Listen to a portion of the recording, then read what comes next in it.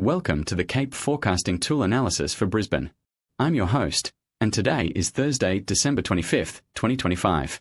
We're looking at the morning atmospheric sounding taken at 10 a.m. local time, and I want to walk you through what's happening in the atmosphere above Brisbane and what it means for your safety and severe weather potential. If you find this analysis helpful, please like and subscribe to support continued severe weather analysis. Let's start with what we are seeing in the morning sounding. Looking at this Skew-T diagram, we can see the atmospheric temperature profile in red and the dewpoint profile in green. The atmosphere above Brisbane this morning shows moderate instability.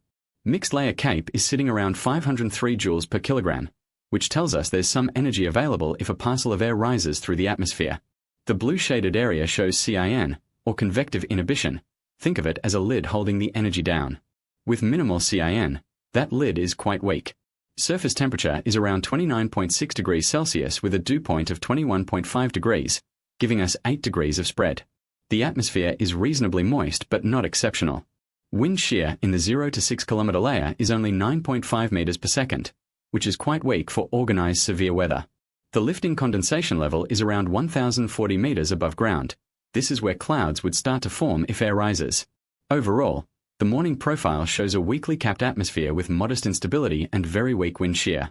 Now let's look at what happens as we head into the afternoon. As the sun heats the surface throughout the day, we are expecting the surface temperature to climb to around 34 degrees Celsius. That's a 5-degree warming from the morning. Notice in this heated parcel analysis that only the surface parcel is being heated. The environmental profile remains unchanged. This is physically correct because we are keeping the mixing ratio constant as the parcel warms. With that heating, something dramatic happens. The mixed layer Cape increases dramatically from 503 to 1402 joules per kilogram. That's nearly 3 times the morning value. The red and pink shaded area, that's Cape, the fuel, expands significantly. The parcel path shown by the dash line now rises much higher before hitting the equilibrium level. This tells us the atmosphere is primed. However, we still have weak wind shear at 9.5 meters per second, and the lifting condensation level moves slightly higher to around 1,829 meters. What this means is if storms develop, they would likely be disorganized pole storms rather than long-lived supercells.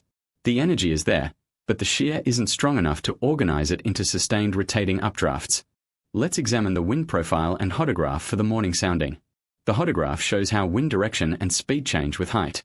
Notice the winds are relatively light throughout the column, which matches our 9.5 meters per second 0 to 6 kilometers shear calculation. The wind vectors are shown as small changes in the diagram, indicating weak directional and speed changes with height. The bunker's right mover vector, that's the direction supercells would travel if they formed, points toward the northeast. However, given the weak wind shear, right-moving supercells are not a significant threat. The left mover vector points toward the north-northeast. The low-level wind shear between 0 and 1 kilometer is around 4.9 meters per second, which is also weak. This wind profile is not conducive to organized, rotating storms. Any thunderstorms that develop would likely be short-lived, disorganized pulse cells moving primarily with the mean wind flow rather than splitting into organized supercells. Emergency services should not expect organized severe wind damage patterns. The atmospheric stability profile, measured by the Brunt-Weissaler frequency or n-squared profile, tells us how resistant the atmosphere is to vertical motion. This morning in Brisbane, the profile shows several layers of stability alternating with instability. The lowest layer shows weak instability where the parcel is being heated at the surface. Between 1 and 2 kilometers, there's a stable layer. This is typical in the morning as the boundary layer has had less time to mix. Higher up around 3 to 5 kilometers, we see reduced stability in the mid-levels, which is favorable for downdraft processes. The downdraft Cape is 1,357 joules per kilogram, and the downdraft velocity is estimated at 52 meters per second.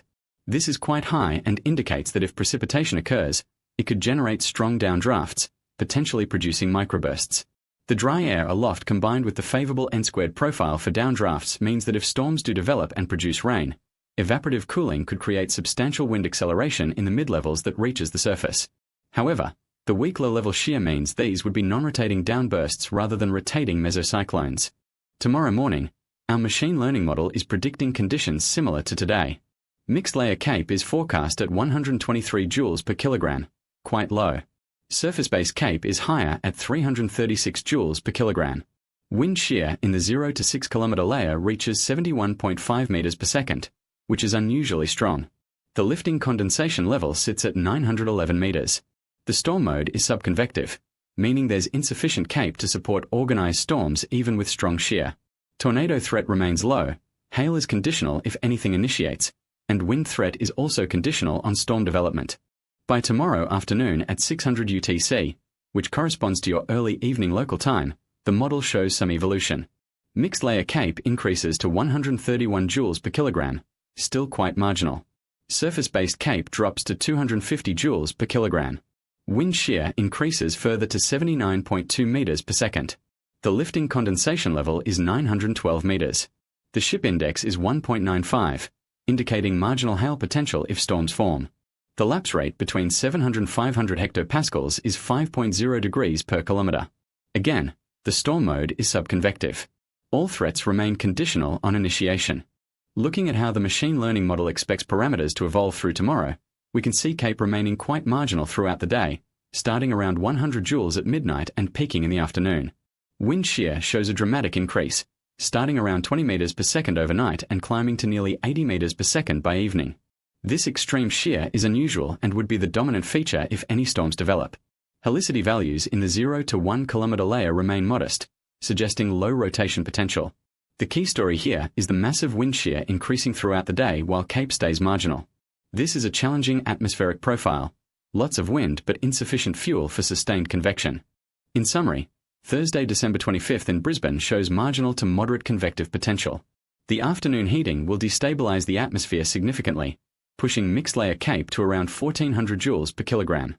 However, the weak wind shear, only 9.5 meters per second, will prevent organization into severe supercells. Any storms that form are most likely to be disorganized pulse storms, short-lived and moving with the wind flow. The high downdraft CAPE suggests that if storms do produce heavy rain, the resulting evaporative cooling could create strong winds and microbursts, but these would be non-rotating. Large hail is unlikely given the weak shear and modest CAPE combination.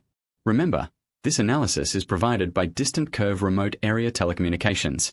Always consult the Bureau of Meteorology for official severe weather warnings and watches. This analysis is for educational purposes and should never be used as the sole basis for safety decisions. If you found this helpful, please like and subscribe to support continued severe weather coverage for remote Australia.